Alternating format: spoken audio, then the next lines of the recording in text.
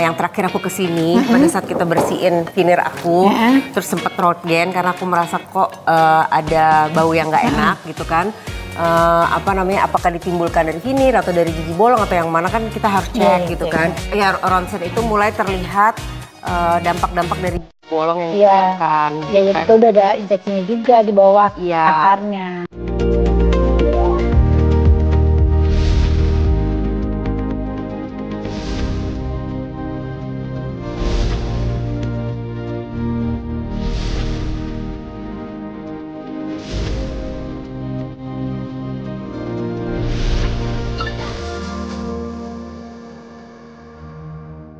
Pagi.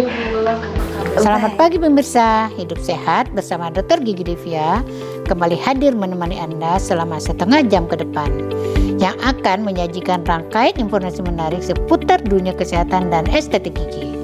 Kali ini saya akan ditemani oleh artis Wulan Guritno. Nah, permasalahan kesehatan gigi seperti apa yang dialami oleh Wulan? Ikuti terus ya. Ya Allah, sorry aku telat. Enggak, aku juga baru datang ya? kok dok, baru datang. Masya Allah. Baru datang. Gimana, sudah siap hari ini? Apa tetap dengan ketakutan? Ya, sebenarnya takut, cuman karena yang terakhir aku kesini pada saat kita bersihin veneer aku, terus sempet throat gain karena aku merasa kok ada bau yang nggak enak gitu kan. Apakah ditimbulkan dari veneer atau dari gigi bolong atau yang mana, kan kita harus cek gitu kan. Ya, ronsen itu mulai terlihat dampak-dampak dari gigi bolong yang didiamkan gitu kan. Iya, betul, udah ada infeksinya juga di bawah akarnya. Karena kan dulu itu kan masih ada cangkangnya, jadi kan aku dok tambah masih lagi. ada crownnya tapi udah pendek, tapi tetap berusaha tidak mau dicabut karena takut ya kan. Sekarang udah habis sama sekali, tinggal sisa akarnya. Kenapa sih pakai habis kalau masih ada crownnya ya? Masih bisa ditambal kan ya? Kan dia rapuh, lama-lama patah sendiri. Yuk kita lihat ke atas yuk. Udah, oke. Siap kan? Harus siap ya? Iya.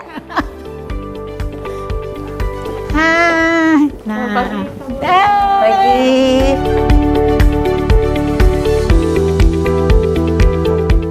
Nah, gimana nih?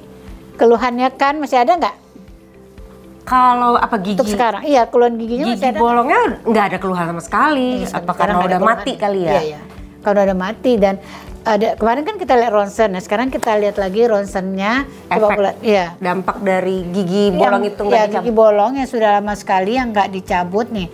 Nah, ini kan infeksinya, kalau ini kan liatin per lapis tulang. Jadi pas digeser ke sini lapisan tulang ini, dia infeksinya semakin gede. Nah, ini kita lihat di sini bahwa giginya tuh udah sisa akar tuh. Udah nggak ada mahkotanya sama sekali. Dan ini inget nggak? Dulu suruh dicabut tapi masih ada mahkotanya sedikit, tapi Wulan masih bertahan kan. Ya, bertahan, tambal aja karena takut. Jadi sekarang ini benar-benar udah nggak ada mahkotanya. Ditambal nggak bisa. Udah nggak bisa ditambal lagi karena akarnya aja, bifurkasinya udah pecah nih, kita lihat kan. Ya. Harusnya kan ada akar antara ini dan ini nyambung. Kalau sini kan udah pecah nih, udah ke-split. Ya. Artinya akar satu dan duanya udah kepisah. Kalau didiemin aja memang kenapa dok? Misalnya kan cangkangnya udah nggak ada, maksudnya mahkotanya udah nggak ada. Ya udah diemin aja, kenapa harus dicabut? Banyak banget efeknya. Ulan lihat di sini. Ini tulangnya semakin habis, kan? Ini hitam ini artinya tulang di bawah akar gigi itu sudah habis. Karena apa? Karena infeksi. Di sini semuanya adalah produk infeksi. Nah, infeksi ini kalau di gigi pun dia tidak berhenti cuma di mulut aja, dia akan bisa spreading infeksi melalui pembuluh darah, bisa ke jantung. Makanya ada yang disebut dengan endokarditis akibat infeksi gigi. Karena bolong segala macem masuk dari. Iya. Kan perlu peredaran darah, Wulan. Jadi semua gigi itu bukannya berhenti di mulut, tapi dia bisa ke otak. Makanya ada meningitis akibat infeksi gigi. Ya udah, oke, cabut deh dok. Ada. Oke, saya siap. Langsung takut. Iya, jadi banyak banget dampaknya gitu. Bisa. Tapi kalau memang masih ada mahkotanya nih dan kita takut dicabut, bolehlah ditambal-tambalkan ketutup. Ya, bisa di rawat saraf. Tapi ini kan Wulan dari dulu suruh rawat saraf, nggak rawat saraf. Nggak dirawat saraf juga. Akhirnya kan dia kalau gigi udah mati itu kan dia rapuh, Wulan. Rapuh akibatnya apa? Dia akan beredar sedikit pecah gitu karena rapuh. Karena apa? Suplai darah nutrisi itu udah masuk lagi ke gigi itu, sehingga gigi itu akan menjadi mati dan infeksinya itu menyebabkan gigi itu tambah rapuh. Karena apa? Karena giginya udah mati. Nah, ini nanti kan kita mau cabut gigi yang ini. Nah, bulan juga nggak boleh terlalu lama. Karena apa? Nanti akan rusak gigi sebelahnya. Karena kalau ini kan kiri kanan, tulang di sini turun, tulang di sini turun, akhirnya dua-duanya jadi goyang. Iya kan? Karena nggak ada tulang-tulang di sini, turun terus ke bawah. Nah, si gigi ini nanti kita udah lihat infeksinya lumayan gede. Jadi planning kita ke depan adalah gigi ini dicabut sekarang. Habis dicabut, kita nextnya akan pasang implan. Nah, itu nih PR-nya Wulan. Sudah siap kah? Untuk yang hari ini cabut. Tetap ya ada tawar-menawar. Iya. Padahal ini bisa. Jadi ada yang direct implant, ada yang indirect. Jadi direct implant tuh dicabut langsung bisa tanam implan. Proses healingnya sama, tunggu 3 bulan dan 3 bulan gitu. Jadi 6 bulan kalau dicabut, total ininya 6 bulan. Batasnya. Tapi kalau misalnya Wulan tidak dicabut, setelah dicabut kan tetap aja harus tunggu tulangnya sembuh dulu, baru tanam implan. Jadi kan jaraknya juga 6 bulan sebenarnya. Cuman kelebihannya kalau Wulan ditanam sekarang bisa cabut direct implan langsung ditanam implan, masuk tulang. Udah dong selesai, sekali tindakan aja. Sekali minum obat. Tapi kalau Wulan tunda misalnya, dok saya nggak usah tanam implan sekarang, berarti saya tutup, nanti tunggu sembuh dulu 3 bulan baru tanam implan. Setelah tanam implan kita tetap juga tunggu 3 bulan untuk tulang itu keras gitu. Jadi 2 kali ya, bedanya cuma bertahap aja. Oke.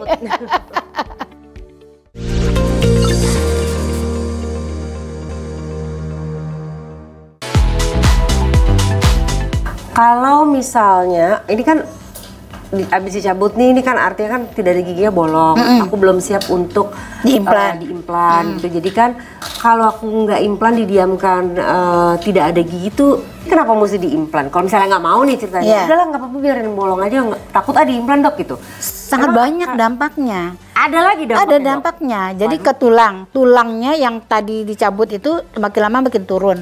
Yang tadi saya bilang turun, kalau turun akhirnya gigi sebelah ini, sebelah sini, yang kiri kanan dari gigi yang cabut nggak ada tulang lagi, turun kan tulangnya, jadi nggak ada yang megang. Akhirnya lama-lama apa? Giginya akan goyang. Terus dampak lainnya gigi kalau sudah dicabut, gigi tetangganya itu akan bergeser ke tempat yang kosong.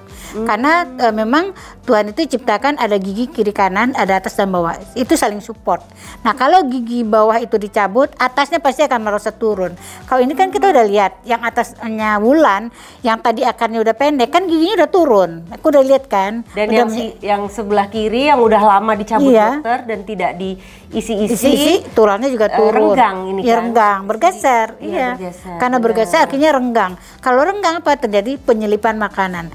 Nah, bisa juga menyebabkan bau. Karena kan telip makanan yang kalau dia numpuk-numpuk terus, itu kan jadi menimbulkan bau. Jadi banyak nih faktor penyebab yang Wulan merasa nggak nyaman. Pertama giginya infeksi.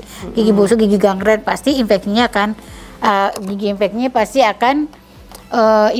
akan menimbulkan bau karena giginya udah gangren. Terus juga ada faktor sinusitis, ada juga faktor yang karang giginya, jadi banyak faktor gitu. Jadi semuanya itu harus diselesaikan sehingga keluhannya nyaman, tidak ada bau, infeksi tidak ada, dan secepat mungkin kita lakukan pemasangan implan, jangan terlalu lama gitu. Nggak bergeser. Nggak bergeser, karena kalau udah terjadi pergeseran, Wulan kan veneer. Kalau veneer artinya kan nanti ada space. Kalau ada space nggak bisa diapa-apain kecuali nggak dikawat lagi atau harus pasang veneer, jadi ukurannya lebih besar daripada yang sekarang.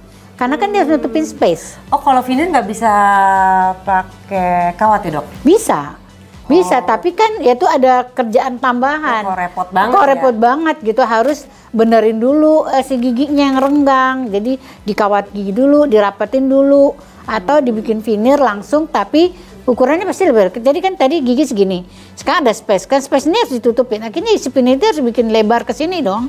Akhirnya giginya kan jadi kelihatan lebih nggak estetik karena lebih lebar gitu. Ternyata bisa berdampak macam-macam ya dok ya? Iya gitu. Ya udah, yang penting kan sekarang udah berani cabut, berarti satu masalah sudah teratasi. Ya, tinggal nextnya kita mau bertahap, tapi aku mau menyelesaikan agar tidak ada masalah. Iya dong, harus implan ya. Nah udah siap kan? Nah siap sekarang siap. Karena Ulan kan takut sekali, jadi aku lesin gelnya dulu supaya pada waktu penyuntikan nggak sakit. Mau nggak sakit kan? Mau, nggak sakit dok. Harus nggak sakit. Oke, kita mulai ya. Habis diolesin gel, terus kita suntik, kita cabut deh.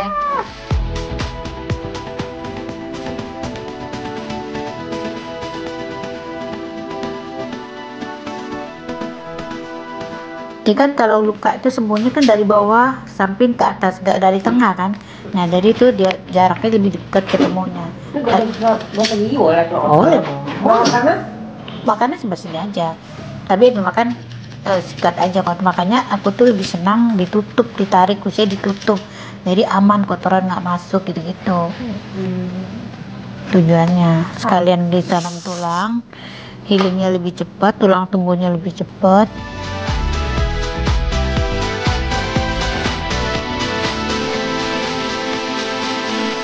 Sekarang Ulan kumur ya. itu gigi jelek itu.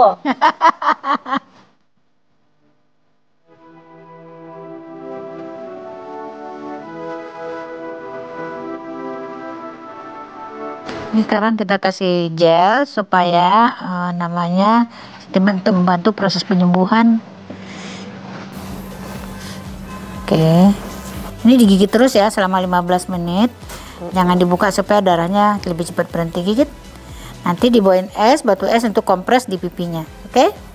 Nanti sikat gigi seperti biasa, jadi jangan takut menyikat di daerah yang telah dioperasi. Nah ini kalau liatin ke Ulan nih gigi yang tadi, coba lihat giginya kan udah warnanya udah gini kan, artinya giginya udah mati, udah nekrosis gitu. Nah ini yang menyebabkan yang tadi Bulan bilang bau, karena kenapa? Giginya udah pertama udah gangren. Gangren artinya gigi udah mati, berarti sudah ada bau gangrennya sendiri yang keluar dari gigi itu sendiri.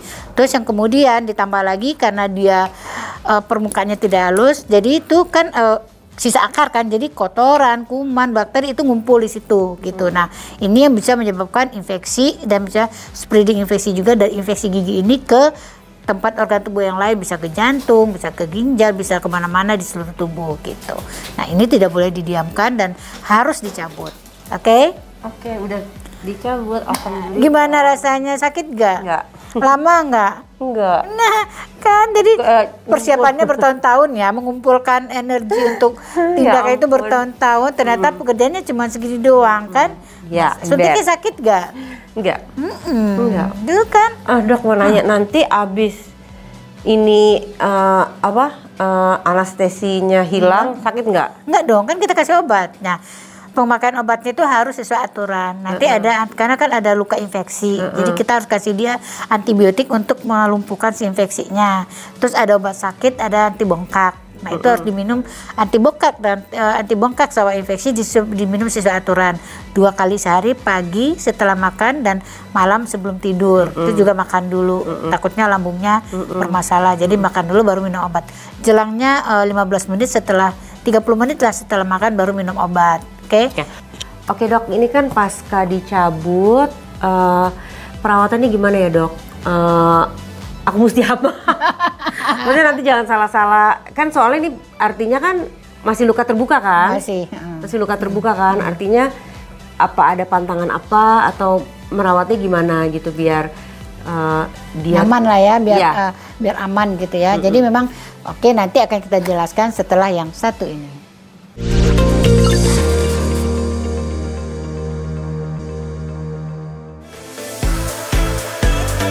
Oke, jadi tips-tipsnya pasca gigi dicabut apa dok? Nah yang paling penting setelah cabut gigi itu kan ada perdarahan, ya kan? Pasti kita harus dep perdarahan itu supaya darahnya tidak ngalir terus membeku. Jadi pantangannya yang pertama nggak boleh makan yang panas-panas, makan dan minum yang panas-panas. Kenapa? Karena tadi pembuluh darah yang udah beku kena panas dia encer lagi nggak? Encer lagi, jadi darahnya itu seperti tidak berhenti. Berapa lama dok? Biasanya itu satu hari ini, satu hari. Berarti besok udah bisa ngopi. Oh besok udah boleh ngopi, jadi udah boleh minum yang panas. Terus jangan lupa gigit kan Bulan nih kan nggak mau dilakukan pemasangan implan, jadi nggak mau bengkak. Jadi kita tidak tarik gusinya untuk menutupin si lubang bekas Iya. pencabutan sehingga tidak terjadi pembekakan karena tidak penarikan gusi, dan itu artinya luka bekas akan terbuka. Nah, itu harus ada pengigitan kapas atau tampon di daerah yang dicabut supaya darahnya berhenti mengalir. Berapa Jadi lama, tidak Dok? itu kita gigit kapas itu selama 15 menit cukup.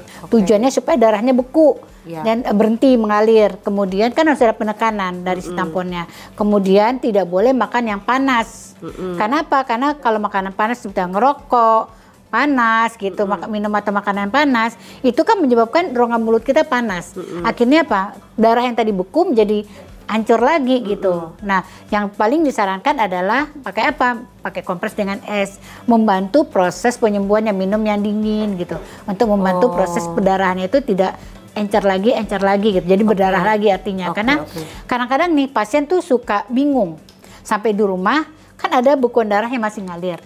Dia sangka itu perdarahan. Padahal bekuan darah itu kan ada air liur. Ada bekuan darah yang tersisa di mulut dengan bercampur air liur, kan dia menjadi kayak darah, warnanya darah. Pasien tuh suka panik nih.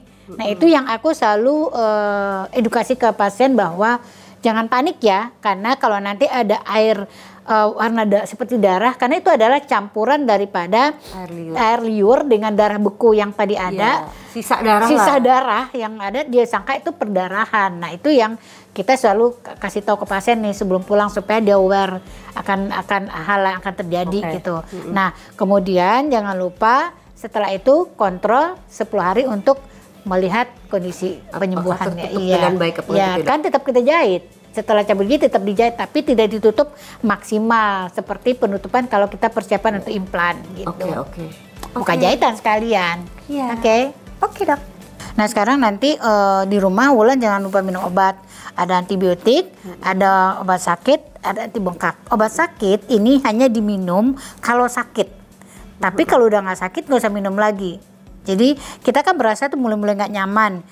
Mulai-mulai nggak nyaman tuh langsung minum aja, jangan tunggu sakit dulu baru diminum gitu kan. Kita sempat merasakan sakit karena kerja obat itu pas kita minum dia tidak langsung stop sakit gitu, jadi dia berproses kan. Nah, makanya pas waktu kita merasa nggak nyaman langsung minum supaya kita tidak sempat merasakan sakit.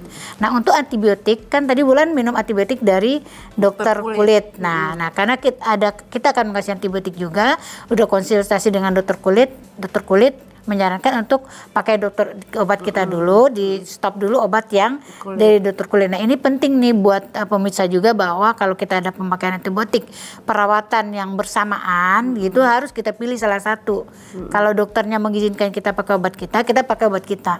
Tapi kalau nggak apa-apa terus pakai obat kita aja, stop aja giginya. Itu kita akan pilih sesuai dengan saran dokternya gitu. Mungkin buat dia lebih diutamakan gitu kan. Makanya kita juga harus kasih tahu detail ya. Iya, harus apa kasih yang lagi detail. Kok coba tadi aku nggak ngomong kan, nggak tahu obat itu minum double ya. Namanya itu perlu banget dari si pasien juga mengkonfirmasikan penyakitnya ada apa enggak, terus mengkonsumsi obat apa yang lagi ada terapi sekarang apa enggak gitu, karena itu sangat membantu kita untuk memberikan sesuatu terapi yang tepat dan benar gitu.